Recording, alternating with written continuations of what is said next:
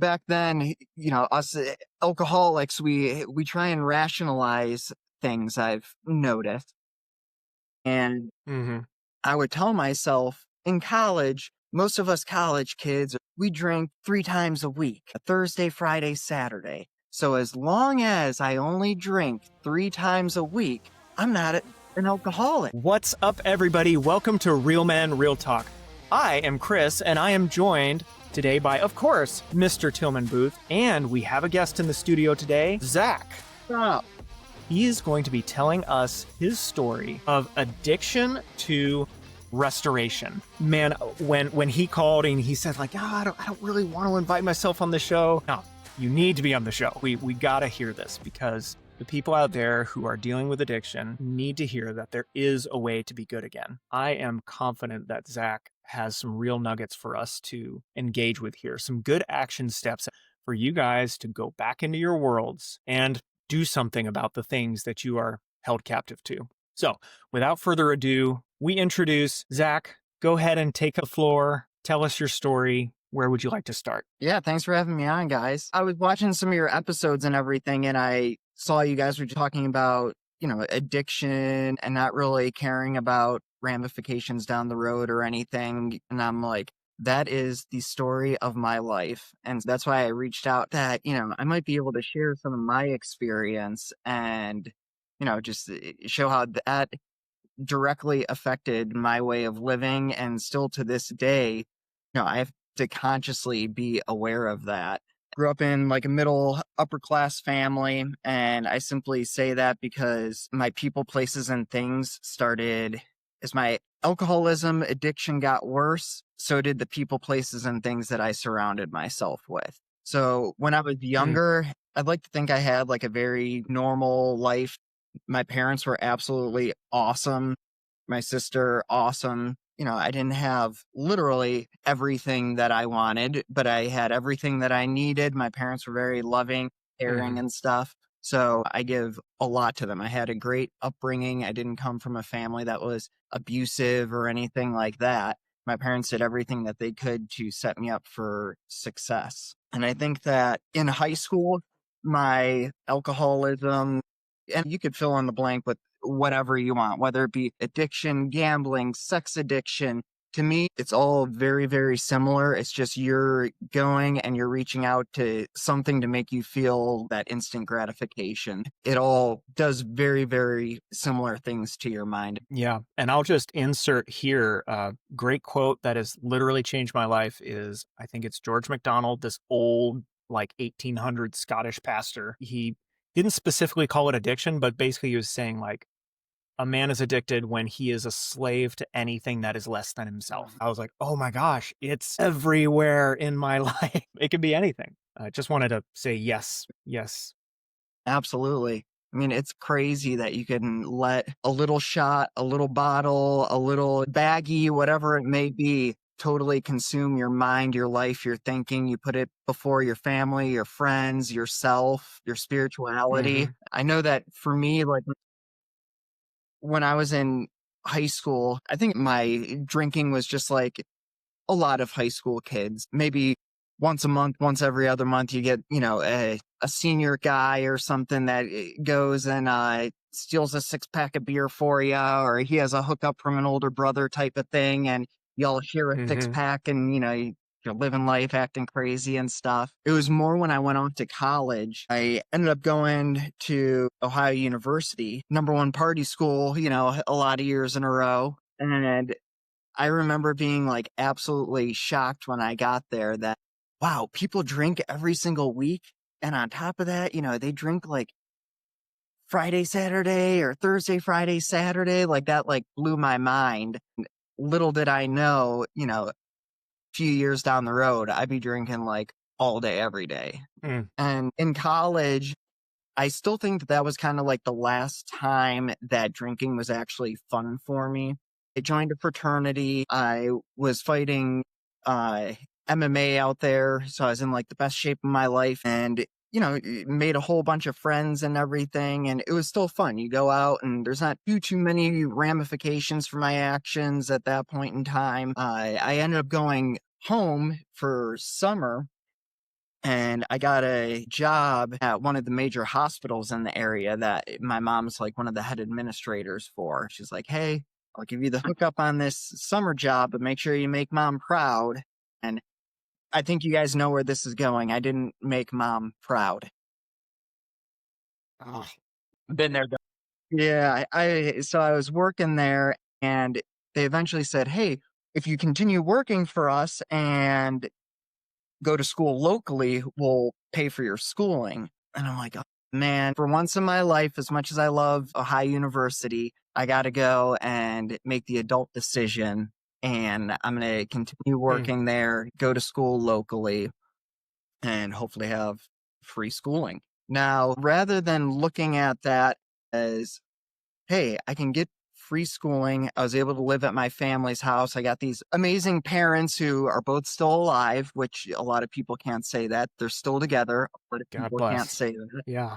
They were willing to open up their home to me and let me live with them. Well, my flawed thinking at the time, I'm like, man, I'm back at my house with my little sister again. I'm backtracking in life. I was at college living the dream, and I kind of spiraled into a depression. My parents they're younger and they wanted to be, the understanding, cool parents and stuff. So they're like, hey, we don't want to be overbearing on you. If you want to have, some friends over and stuff and responsibly, maybe have a couple beers while you watch a football game or something, we understand you're a college kid, just be responsible. So being the alcoholic that I am, I ran with that one. And, we would go and have all sorts of parties there, and it'd be 3 a.m. on a weekday. They got to be up at work at 5:30, and we're down in the basement drinking, and we got boxing gloves on, and we're throwing each other over tables, and just acting totally ridiculous. And they're like, all right, pump the brakes here, way to abuse our kindness. At that point in time, they kind of started noticing, like, hey, we think that you might need to take a look at your drinking. You're kind of drinking a lot. Hey, I'm a college kid. That's what we do. We party and we drink. Sorry, it's in your basement. That's on you guys. You let me here. This is my fraternity house. Okay, did you seriously say that? No. But that was like how you were thinking internally? I did have some crazy flawed thinking at the time, but I wasn't that irrational. I was probably thinking it in my mind, but no, I did not say that. Okay. Hey, if that's part of the story, that's okay. Yeah, right, it's just right. So I guess I should explain a lot of times to this day. So my sobriety date is November 5th of 2015. So I just celebrated a decade, 10 years of sobriety a couple days ago. And I still I still refer to myself as a alcoholic, an addict, just because for me, it reminds me of where I came from. And it's important for me to remember as the years go on that deep down, I am a alcoholic, even though that obsession has been lifted. I still just have for today. And every day I need to wake up and do the next best thing. I need to turn things over to my higher power because I am one drink away from being right back to that crazy person acting a fool in my parents' basement and stuff. Yeah. So I tend to refer to myself as an alcoholic just as a reminder to myself. Back then, us alcoholics, we try and rationalize things, I've noticed. And I would tell myself in college, most of us college kids, we drink 3 times a week, Thursday, Friday, Saturday. So as long as I only drink 3 times a week, I'm not an alcoholic. I'm just a college kid, Looking back on some of the things that I was able to convince myself, now that my disease has lessened a little bit, it is quite funny. But at the time I was like, that's key. It's 3 days. So Tillman, give us the sidebar. Like tell the people about the episode we just did. Oh yeah, self-deception, man. That's all it's about. So, and if you guys watched it, you'll hear me talking about how, I'll go into the liquor store and I'll like, instead of like a Yep. 4-pack of these Monacos, I'm just going to get 3 of them and call it good. Or like, instead of 2 shots, I'll just get Yep. 1 and call it good. It's just like, and if I don't drink it too fast, I'll be fine. That doesn't make me an alcoholic. Lo and behold, you keep on rationalizing things in your head. And then before you know it, instead of sipping on it and not doing what you told yourself to do, you go right back into who you were because you're just chugging it back. And before I know it, I'm going back to the liquor store getting more before they close. Self-rationalizing, and you find yourself almost in a worse situation than you were the day before because your addiction just keeps on progressing and gets worse and worse and worse. So yeah, guys, if you want to just like dip your toe into self-deception, that's a fun little episode for you guys. Sorry to interrupt, Zach. I wanted people to know that there's that they can kind of get into about self-deception. Oh yeah, absolutely. And the irony of all that is, so I go and I convince myself of this whole 3-day thing. Well, the job at the time, I would work a lot of times on the weekend in the morning. So I would try and be responsible. And I decided, I just have to drink, Monday, Tuesday, Wednesday, because I can't drink on the weekend because of my job. So I would go and I would drink Monday, Tuesday, Wednesday.